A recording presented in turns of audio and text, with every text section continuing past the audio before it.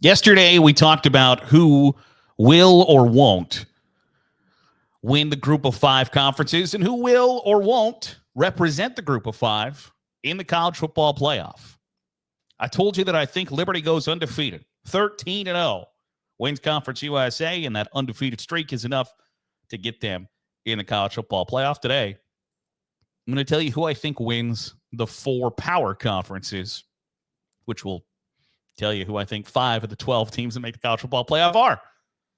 And I want to start with the SEC because I think that is perhaps the most interesting up for grabs conference, not only for the conference champion, but for who could play in the conference championship game.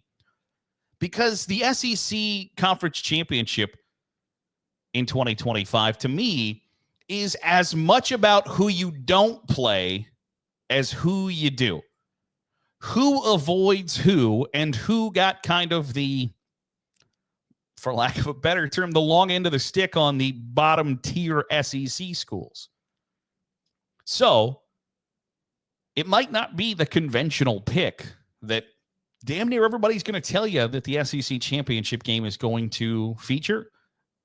But I'm going to go with a slight unpredictable pick and tell you that I think that Texas, which is not, the joke is it's not unpredictable, is going to play Alabama in the SEC championship game.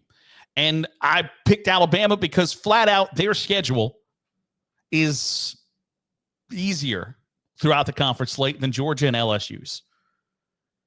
I think LSU should be really, really good. They got a really difficult schedule, not only in the non-conference, but throughout the conference schedule as well. But that's pretty much the reason. I don't know that I believe that much in Alabama. I think that it's ridiculous to put much faith in Ty Simpson to be the guy that's going to lead Alabama to the promised land. And I think it's really easy to decipher that if Alabama's going to lose the SEC championship game, there's a damn good chance that they are in the college football playoff. I don't feel good about Ty Simpson.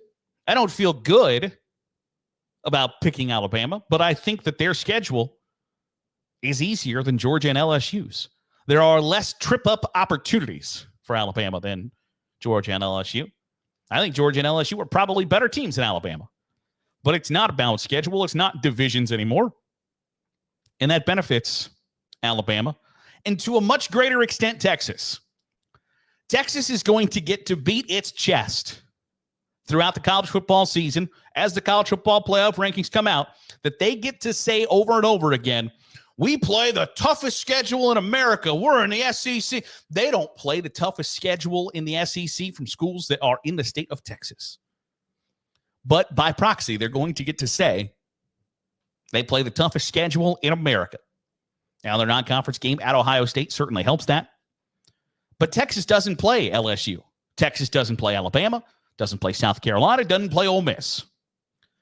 Texas plays Georgia at Georgia, which is a tough game. But it avoids the for the most part, upper half of the conference. You know who's on Texas's schedule? They play in their 8 conference game schedule in the SEC, 4 games against Kentucky, Mississippi State, Vanderbilt, and Arkansas.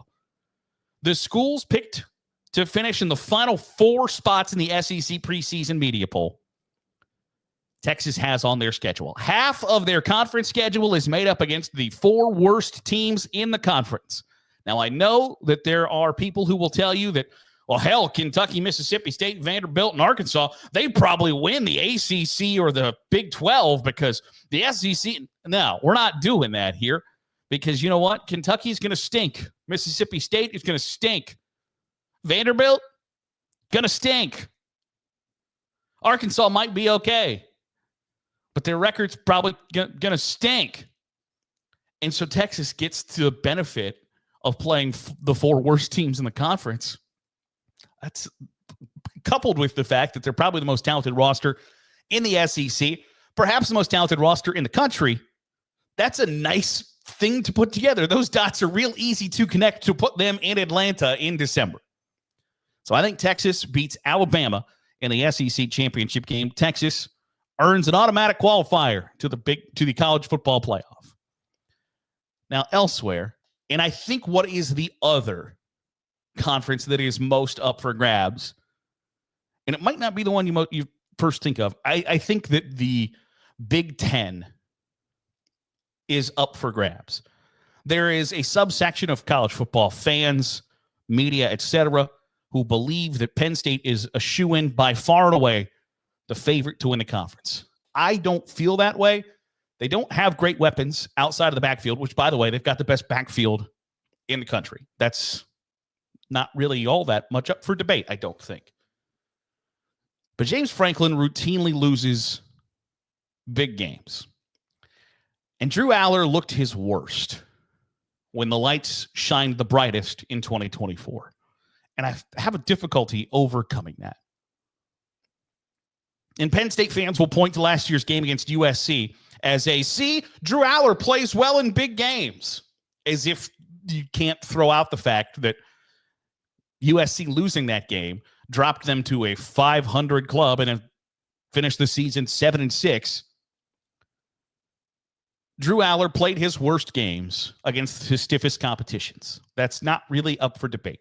James Franklin has routinely not won the games that when it's been a toss-up or a top 5 versus top 5 matchup. To his credit, they have won 10 games a lot. They have won a Big Ten championship under James Franklin. And I'm not here to discount Big Ten championship game because I'm the world's biggest hater against the idea that just because you lost it doesn't mean it was a big game. It's the same thing that Peyton Manning used to have to deal with when he was a player. It's the same thing Ryan Day. He can't win a big game. Like, he won 2-1 in top 5 games last year. What the hell you mean? In the regular season last year. What the hell you mean he didn't win big games? So James Franklin has won a Big Ten championship, has won good bowl games, but when push comes to shove in the regular season, or games that they maybe haven't been expected to win or are a slight underdog in, they generally lose those games. And I think that they're going to be an underdog when they go and play Ohio State in the regular season. Penn State doesn't play Michigan, doesn't play Illinois, so it avoids 2 of the top 5 teams in the preseason poll. But they have to play Ohio State. And I'm here to tell you that James Franklin probably should have 4 or 5 wins against Ohio State in his tenure. And he doesn't have 4 or 5 wins against Ohio State in his tenure. And I think that's a lot of kind of history and data to look past. So I'm going to pick Ohio State to beat Penn State in the conference championship game. I think because Penn State doesn't play Michigan, doesn't play Illinois, it gives them a pretty clear path to Indianapolis. Now, they do play Oregon, they do play Ohio State, but the path isn't made as easy. For instance, we talk about Texas playing the 4 worst teams in the SEC. Penn State doesn't play 2 of the bottom 5 teams in the league. Now, they have 3 of them, obviously, if you can do that math. But they don't have as easy of a road to Indianapolis as Texas does to Atlanta. I don't think it's unreal to say that Penn State probably loses a game or 2 in the Big Ten schedule. And Ohio State is in a somewhat of a rebuilding here, but so is a lot of the Big Ten. Michigan is apparently, supposedly, going to start a true freshman quarterback. Oregon has a lot to replace. Illinois is supposed to be viewed as pretty good. It's up for grabs. I'm going to take Ohio State to do the Ohio State things that they do. Win 10 or 11 games, make the conference championship, and make the college football playoff again. Julian Sand is going to be a young, inexperienced quarterback, but as somebody eloquently put on Twitter, all you got to do is steer the Lamborghini, man. Don't even put your foot on the gas pedal. All you got to do is steer the thing, and I think that's right. Has Ohio State's quarterback talent dropped off a little bit? Yeah, undeniably. When you had a run of Dwayne Haskins, Justin Fields, CJ Stroud, you get 3 first-round draft picks right in a row. You're going to probably struggle to keep up with that level of talent and development. Now, that's not to knock down Julian Sand or anything like that. He's just going to be a young pup playing college football for the first time for the most part. There's going to be some mistakes there. Is their defense good enough? Is their weapons around Julian Sand enough for them to overcome that? I think the answer to that is yeah. So I'll pick Ohio State to win the Big Ten. The ACC, I think it's almost a foregone conclusion that damn near everybody in America is picking Clemson to be the ACC champ. And I think that they're right. I don't think you have any reason to suggest otherwise. The interesting factor is who they're going to play in the ACC championship game. I'll pick Georgia Tech. They are fourth in the preseason media poll. They have an experienced quarterback, and by experienced, I mean old. He's 24 years old, and Haynes King. Haynes King and Zach Calzada went after it for the starting job at Texas A&M when Donald Trump was president the first time, and they're still playing college football. So Haynes King is experienced and is talented. He can run. He can throw a little bit. I think Georgia Tech has a relatively meddling non-conference schedule. They go to Colorado, which isn't the world's hardest game. It's also not easy by any stretch of the imagination. Then they have the end-of-season game against Georgia, which could be really exciting, really fun, really interesting. But that doesn't have any bearing on who makes the ACC championship. I'll pick Georgia Tech because, similarly to Texas and Alabama, Georgia Tech's conference schedule isn't the most difficult. They don't play Miami, don't play SMU. Those are the two teams listed above them in the preseason media poll. Georgia Tech should be right there, kind of on the cusp of being a challenger for the conference championship appearance. But Clemson is undeniably the top dog and the 1,000-pound gorilla that are going to have to be knocked off. But I think it's Clemson versus Georgia Tech, Clemson versus potentially Syracuse, Clemson versus SMU, Miami, somewhere in there. But I have a hard time picking anybody other than Clemson to make the ACC championship game and win it. And the last one is the Big 12. Arizona State is the overwhelming favorite in the conference. I have the Sun Devils in the conference championship against Iowa State. And for Iowa State, this is just blind faith in the Cyclones and Matt Campbell, because if he isn't able to lead this team to a conference title, if with a potential first-round quarterback, under center, behind center, I don't know what the vernacular we're using these days is.